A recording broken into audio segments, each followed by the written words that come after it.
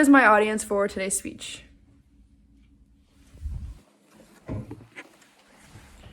This photo goes to show how social media can impact one's mental well-being. Social media has affected the way humans live their lives every day. According to NPR, the National Public Radio, just over half of the children in the United States, which averages about 53%, have had cell phones by the age of 11. Have any of you had phones before you were the age of 11? I have. No. No, I'm too old. Yeah, me too. A report conducted by Common Sense Media in 2020 found that 75% of teens today have social media profiles. An alarming 51% of teens visit social media sites daily, and roughly 1/3 of those teens visit their main social media networking sites more than 2 times daily. According to Common Sense Media, 1 in 4 teens is a heavy social media user, using 2 different social media platform sites daily. These statistics are proven to point out the fact that all of these platforms are meant to be addictive. Social media networking sites such as Facebook, Instagram, and Snapchat are meant to release dopamine, also known as the feel-good chemical. Over 40% of girls use social media sites every day for 3 or more hours, while 20% of boys use social media 3 or more hours a day. There are negatives that come with social media also, such as mental health declining. Social media is a way to bring people together and interact, but people browsing all these social media sites can lead to FOMO, the fear of missing out. When social media platforms were first introduced, they were meant for good. The first social media site that gained recognition was called 6 Degrees, founded by Andrew Winenreich in 1997. The site was created to be the same almost as a discussion board, where one could send messages to another or post on a public bulletin board for others to see. Humans are social creatures and need different types of interaction, but some invest too much time in getting that interaction on social media platforms. We as humans need to feel a sense of belonging, and luckily social media can fulfill that for us. People turn to social media to stay connected, whether it is through phone calls, messages, or emails. Sadly, there are negatives that come with social media.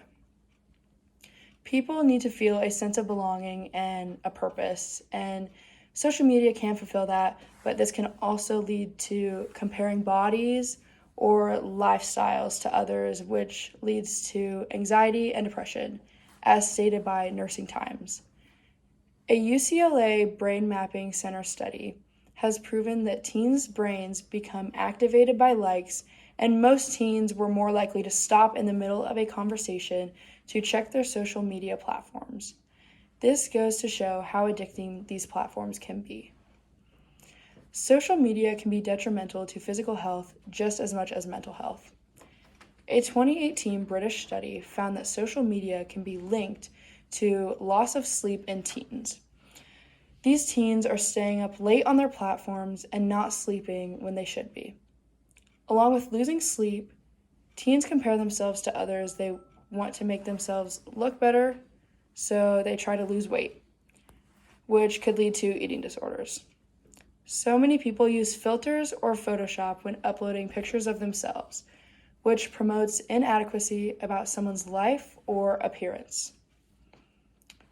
According to Brittany Tackett, as many as 20 million American women and 10 million American men will experience an eating disorder at some point in their lifetime. Teens are frequently using laxatives, pills, and also promoting self-induced vomiting in hopes that they could lose weight and their body will look better in their eyes. Cyberbullying has been another issue linked with social media. Cyberbullying is popular because it can be done behind the screen, meaning it can take place at any time. According to Elena Meir, cyberbullying has become more correlated with suicide rather than face-to-face bullying. A study in 2013 conducted by Live Science found a spike in suicides was linked more to cyberbullying other than face-to-face.